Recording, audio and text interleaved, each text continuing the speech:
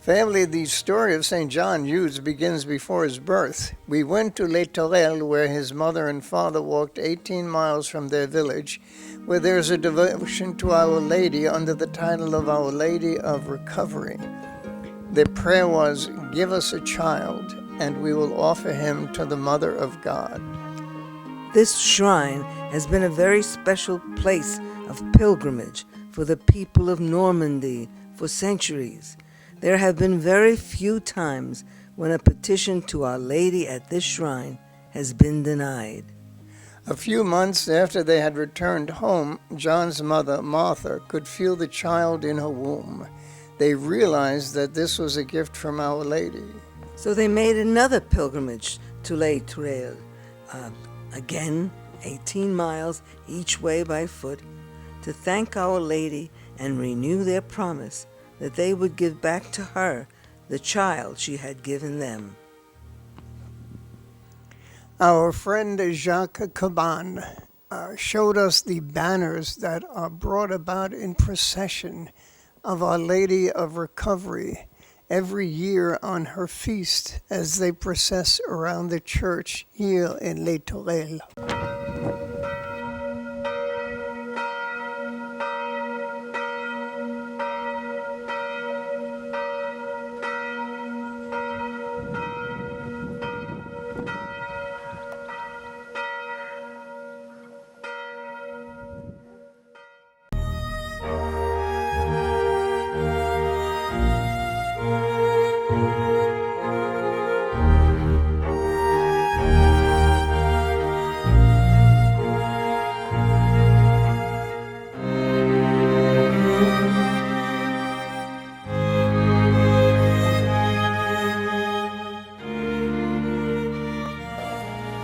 Family, this really is where it all began for St. John Eudes. This is his hometown, the town he was born in, the town of Rhe, and this is the church of his baptism, where he was baptized on November the 16th, 1601. This became his church for all his youth. The church is a gem, as we knew it would be. France is alive here. They're Catholic with a capital C. And I think it's because St. John is still alive in the spirit of the people. He had a great influence on the people, as the town did on him when he was young. And so there were times when he was young, a young boy, it was like Dominic Savio, where his mother couldn't find him, and she worried, where was he? What happened to him? And he was here at the church praying before the statue of Our Lady, or before the main altar, the Blessed Sacrament. This was the church where he was baptized, received First Holy Communion, probably his instructions, his religious instructions as a young boy, until it seemed like there was not enough spirituality with the priest here, and so his father sent him to another town to attend elementary school, his first school.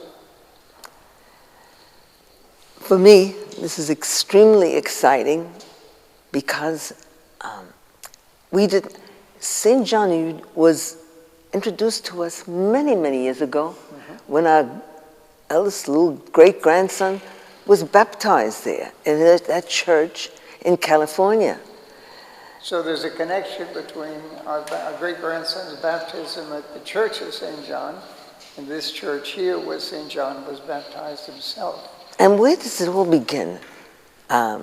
We have a priest's son, adopted, and he brings this statue.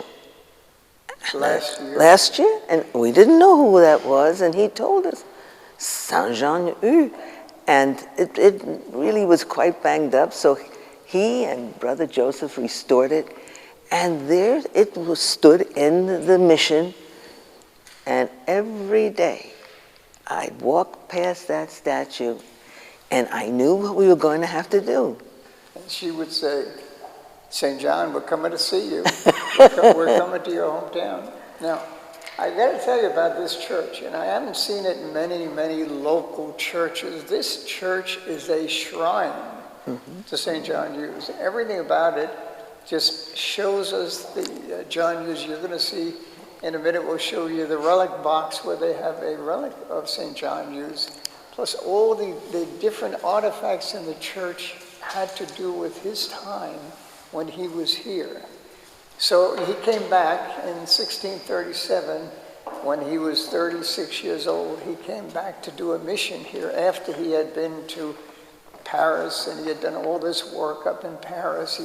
He came back during the plague, and when it was finished, they did a mission of thanksgiving for those that were saved from the plague here at his church in Rie, and they really did appreciate him here. You know, when we first came in, we have this group of people, and the man who was taking down information, I guess it's from their local newspaper, It is. and very humble. He said, you know, we're just a very small town. And I said, yes, and that's the story of St. John Eudes, from a small town, a little town, not well known, we get a great saint. And so I said to him, it begins here. And again, it begins here. And again, it begins in your small town, whether it's a small town in the heart of Brooklyn, New York, Or the Bronx. this is a true relic of St. John Eudes. And when it's inside, it's displayed for all to come locally and from all the parts of France, Europe, and the world. And they'll come and pray before that relic of St. John Eudes. Family, each year on August 19th, his feast day, a great celebration takes place in the city of Rie. Banners picturing him and with our dear Mother Mary lead the procession throughout the town, and all the parishioners take part in this procession. It's a glorious event every year. We were taken to the house where John Eudes was born in the little town of Rie. It's no longer used as a house, but a barn. The memory of St. John Eudes has been kept alive by the townspeople of Rie and the surrounding areas for centuries. Our host and hostess and various members of the community treated us to a sumptuous luncheon at a bed and breakfast owned by one of the group.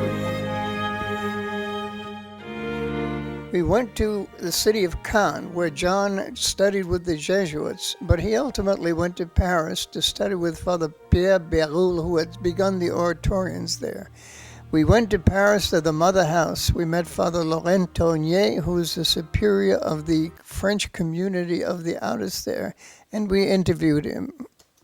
Well, so at the beginning of this meeting, I am really glad to introduce you the Father José Racapé, one of my brother Eudes, is in charge of the archive. He's Archivist General for the congregation and also for the French province. With his help, the Father Pierre Marchand will begin in this office. First, we want to show you the map of Paris in the time of St. John Eudes. It's a map from the 17th century. Paris, you know, with the Seine River, the island of the city, and the cathedral in the center of the island. What we can look is that in this time, Paris is really smaller than today, with all this wall around the city of Paris. And for us, important for our history, is two places. One is the oratory, the church where St. John Eudes was ordained. And another one, there is several places where St. John Eudes teach, like Saint-Germain-l'Auxerrois, one of the church in front of the royal castle of the Louvre. And another one is Saint-Sulpice, when you can discover the rest of the old church in the another time of our interview. The second thing, if we can take to move, is this map. It's an original map from the time of Saint John of Normandy. If you look on this map, you will see that the different dioceses of in this time are really different from today. There are a lot of more dioceses. The Diocese of Bayeux is the place where Saint John worked. And the city of our foundation is Caen, here in the map. And we can see in very little La Délivrande, 14 kilometers away from Caen, the place where Saint John made his pilgrimage for the foundation of our congregation to the Virgin Lady, La Délivrande. And we can have an evocation of the place of his birth, Ries. Southern is 70,000 kilometers of Caen. C'est bien? Saint Jean Eudes went to the oratory of the Louvre to study for the priesthood as a member of the Oratorians under the guidance of Father Pierre de Bérulle on March the 25th, 1623. Father John Eudes was ordained here on December the 20th, 1625, and celebrated his first Mass on the altar of the oratory. After his ordination, Father John fell ill and went to this church, Our Lady of Virtues, in Aubervilliers, to recuperate. Family, we're here at the Church of Notre-Dame de Vertus, Our Lady of Virtues, in Aubervilliers, France. It's 20 miles north of Paris. And this is where St. John Eudes came after his ordination, and he spent 2 years here. This is a 14th century church. And how we know that, the first miracle and it's up there, the stained glass window, occurred in the 1336, which is in the 14th century. Right. Yes. It's exciting. We're standing in this church who refuses to die. She has survived wars, and Our Lady is queen here. And as you walk with us through the life of St. John Eudes, you'll see how much, what part she played in his life. She had a great devotion to Our Lady from the time he was a young boy, and he continued all through his life. And while he celebrated Mass on this altar for 2 years. He prayed at all the different altars of Our Lady, especially at the shrine of Our Lady, towards the back of the church. He prayed here, he meditated, he prepared himself for what was ahead, what the Lord had in store for him. St. John Eudes did parish missions at Saint-Sulpice in Paris. Father Tournier, the superior of the French province, suggested we go to Saint-Sulpice to see where St. John Eudes had done his preaching in that church. So we went to Saint-Sulpice, which has a beautiful tribute to Our Lady on the main altar. But the Church of John Eudes was not this one, but the original church on which this church was built. So we went under the church to see where the church of Saint-Sulpice was at the time when St. John Eudes preached here at this church. It was a fascinating journey down to the bottom of the church. A plague broke out in his area of Normandy, and John returned home to minister to the plague victims. After the plague, he stayed in Caen, preaching parish missions. Family, this is a very important place and a very important time in the life of St. John Eudes and his religious order.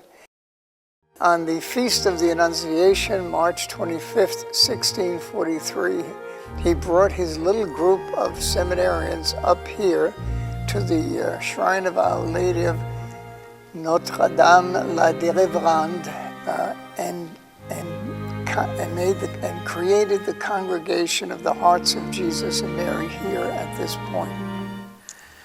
You know, I often wonder God's timetable and why he sends us to a place at a certain time and didn't send us to that place years before.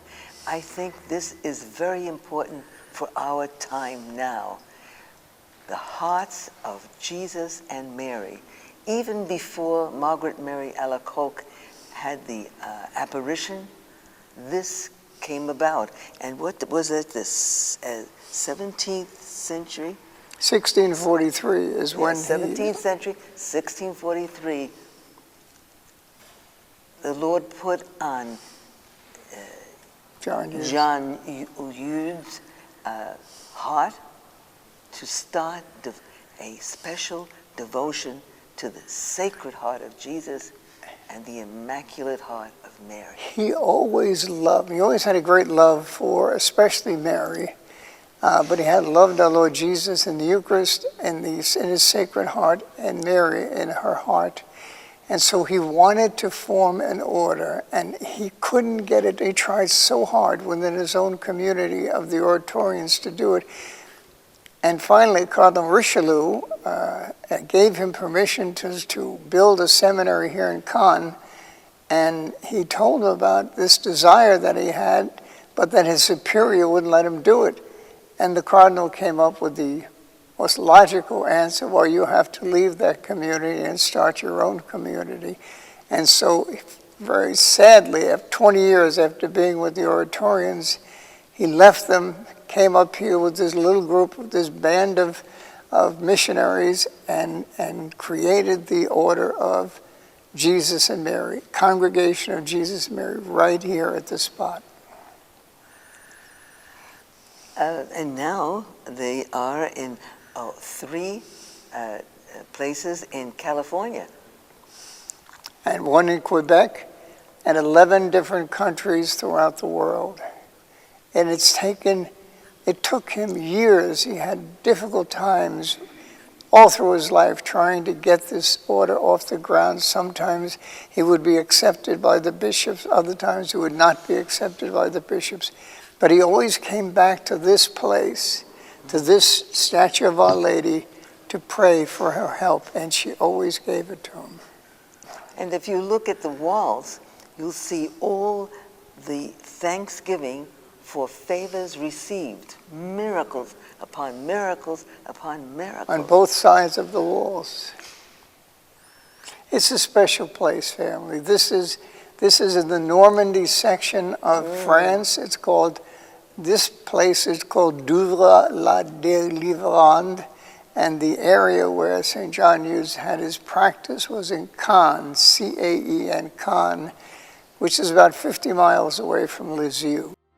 St. John spent most of his life here in the city of Caen, where he founded his first congregation. Father Tournier from Paris arranged for us to meet with a nun, Sister Colette, at the original seminary which St. John had begun after Cardinal Richelieu paved the way for him to form his community. St. John gathered around himself a small group of men and came to what is now known as the Old Mission in Caen. This was the original seminary. It was right here in this building. Actually, this was a multitasking building. Well, Brother Joseph will take a shot of that. He built a seminary across the street. That seminary no longer exists, but that was his original. After he had this one, he built that one over there. When he was given permission, he was given permission by Richelieu, Cardinal Richelieu, to start a seminary in Caen, and which he did, and that was it across the street. Yeah. Okay, after the French Revolution, things were not doing that well. After the French Revolution, when all churches were suppressed, the seminary became City Hall, the City Hall of the city of Caen. So it was not used as a seminary after that until after the French Revolution, when the Eudes were able to come back to the shrine. We told you that his greatest gift was giving missions. As a matter of fact, towards the end of his life, when he was not in favor with the king because of something that happened. It was a mistake. It was not his fault. He was not the one. He asked his brother, who was who worked there with the Archbishop of Paris, how he could rectify the problem. He said, you have to do what you always do best, give missions. And so he gave his last mission in Saint-Lô, here in Normandy. Yes, that's where my husband was born. Huge success. So much so that, see, the thing that we have to understand. Okay. Yeah, she's Time out. explaining that. Yeah, Yes. but Okay. The thing that you have to understand is how he gave missions. If you can imagine stormtroopers descending upon a city or a village, all his missionaries, he brought sometimes as many as 20 or 30 with him. They came to a town, a village. They held a mission for as long as 3 months. And all they did every day was hear confession, have Mass, Holy Communion, and teach.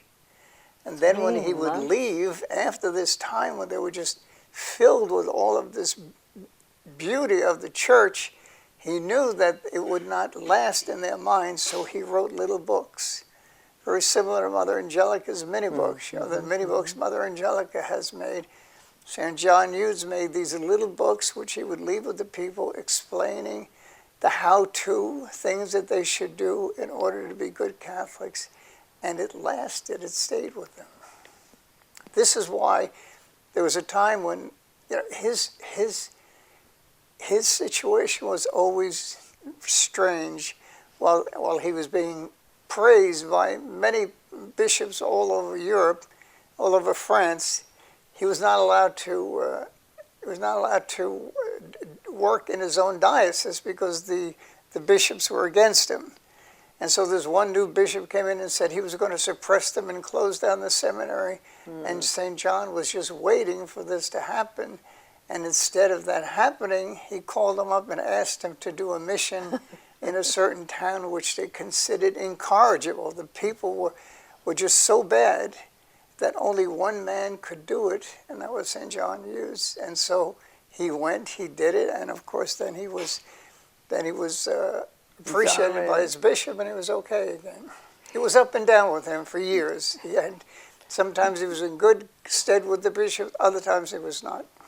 you know, everyone would love to be declared a saint.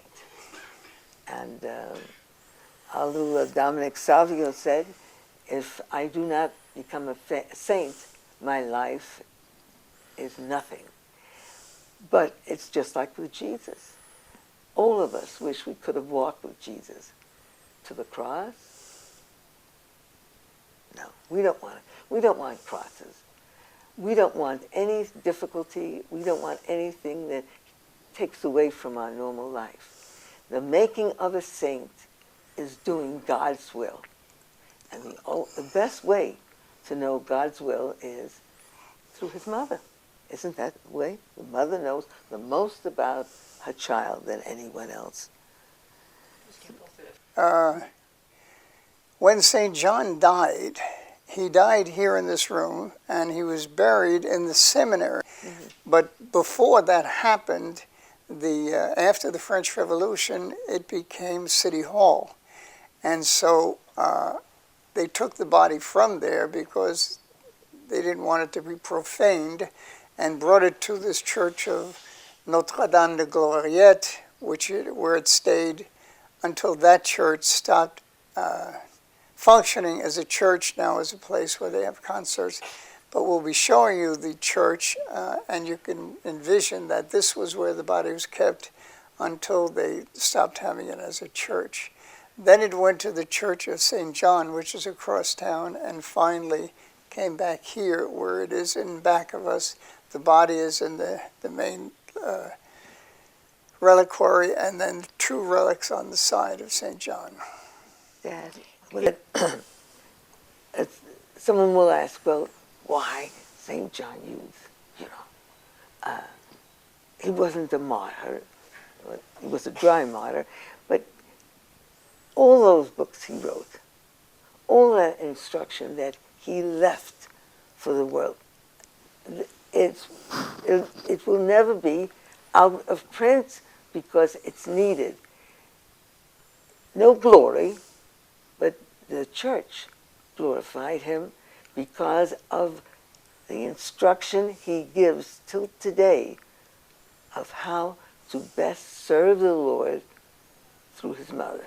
Now, the Eudes who have followed him are so aware of the value of his teachings, of the books that he wrote.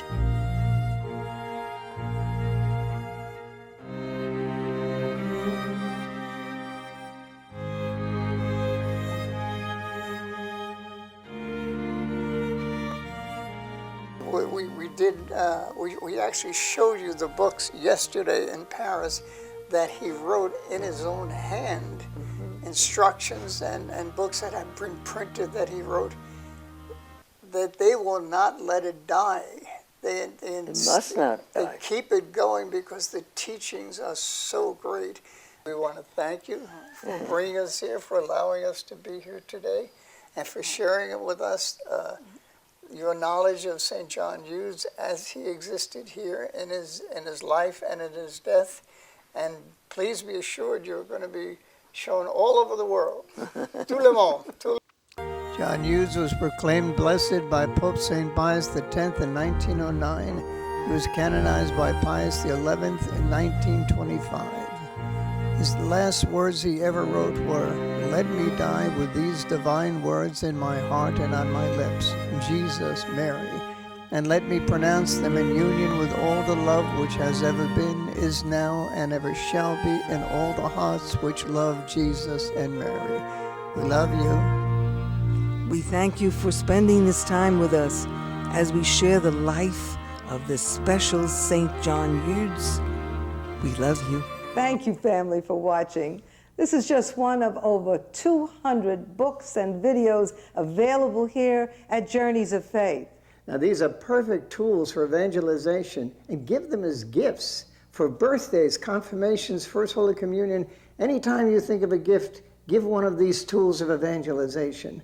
Write us at the address on our screen, or call us in the United States at 1-800-633-2484. We love you.